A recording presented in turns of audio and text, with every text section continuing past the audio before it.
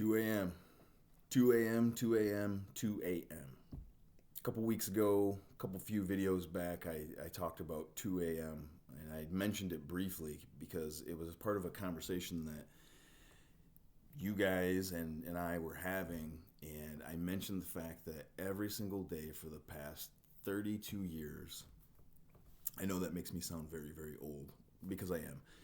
And especially I'm looking at now because I'm just jumping on because this thought is fresh in my mind. I was up at 2 a.m. today, and it's that way. It's been that way literally every day of my life for the past 32 years. One of you called it correctly while we were talking about it, and when somebody spoke up and asked me why 2 a.m., and one of you guys said, that's a trauma response. And I was like, yeah, it is. How did you know that? And we went into a whole conversation about how our bodies sometimes react or our brains react to trauma. But the difference for me is over time, I get up at 2 a.m., no question, never fails, alarm or not, I'm always up. But I've learned how to acknowledge what I'm thinking and going through, and then I can go back to sleep now. That wasn't always the case for me. Sometimes I just be up, and this morning that's the case. It's 2:32 a.m. I got up this morning and did a couple things, and obviously didn't brush my hair or anything like that.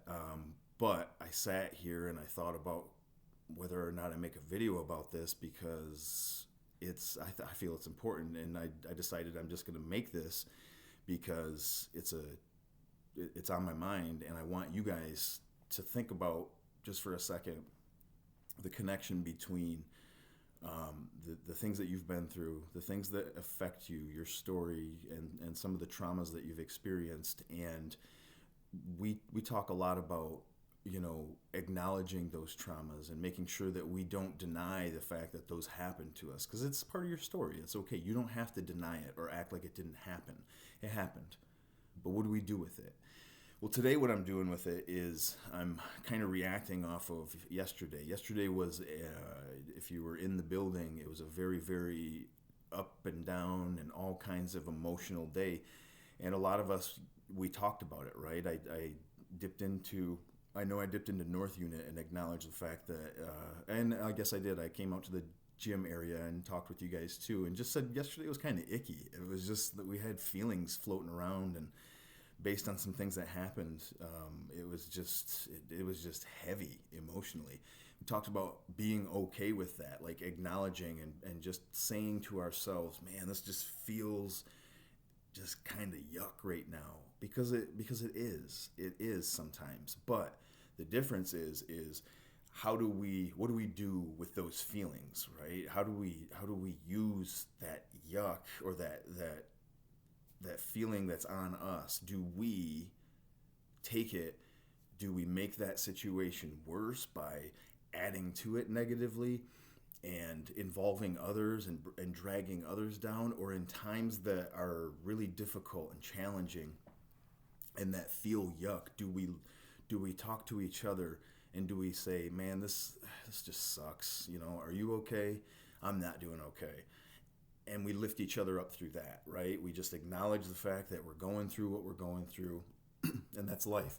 And that's what I'm going through today is I woke up 2 a.m., and I'm thinking about you guys, and I'm thinking about staff, and I'm thinking about the feelings that are going on, and how I can help lift everybody up. And that's just something that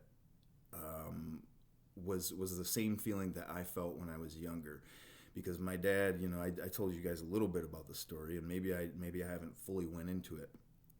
If I haven't, I'm going to on Friday, which is tomorrow, tell you guys a little bit more of my life story, of things that you may not have heard in the first version. And there's reasons for that, because I didn't know where I stood legally as far as getting in trouble still to this day on things that I did as a 10 to 12-year-old boy. But I've since gained a lot of clarity through that, and people have told me, you're fine, dude, like you were a kid.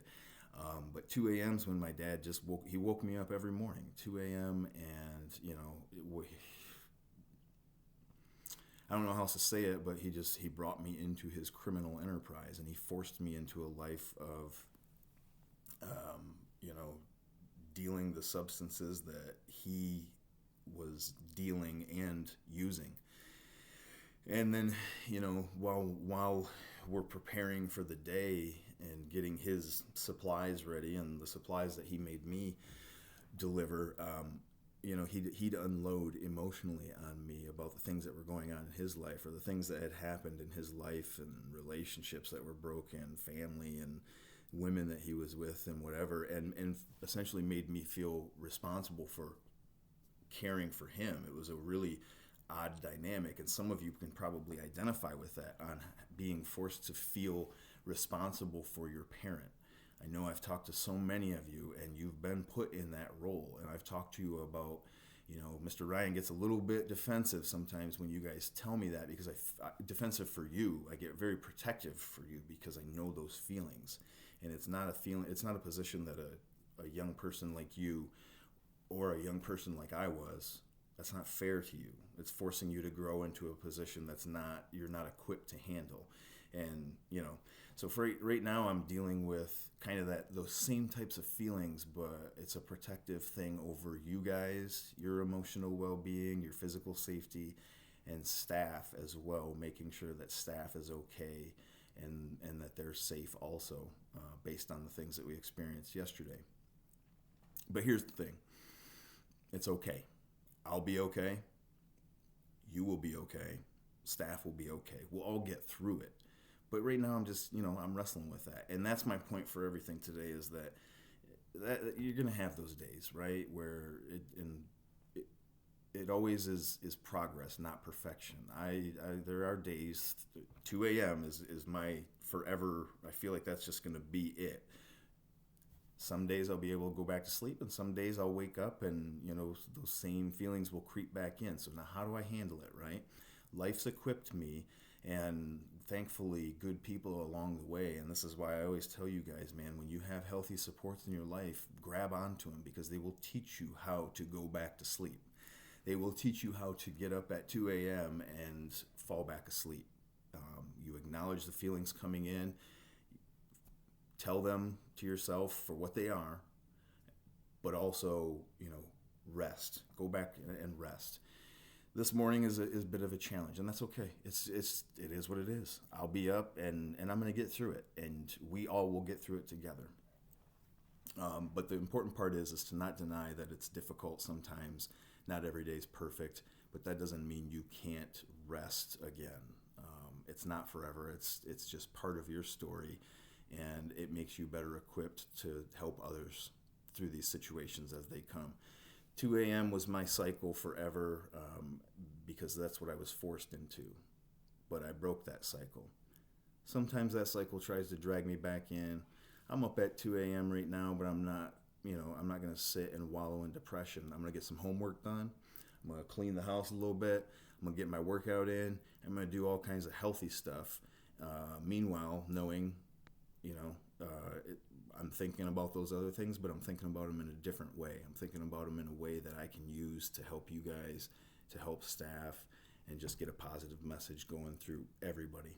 I'm going to cut it now because it's getting kind of long and I could go on forever. But my point is I broke that cycle, right? I broke the cycle. 2 a.m. doesn't control me anymore. 2 a.m. I'm up, but I'm going to do something positive with it. Because I'm not going to be controlled by all those negative emotions, and it's not going to run my life and make me act negatively towards others. I'm going to do something positive. So that's breaking the cycle, baby, because that's what we do. I love you guys. Talk to you soon.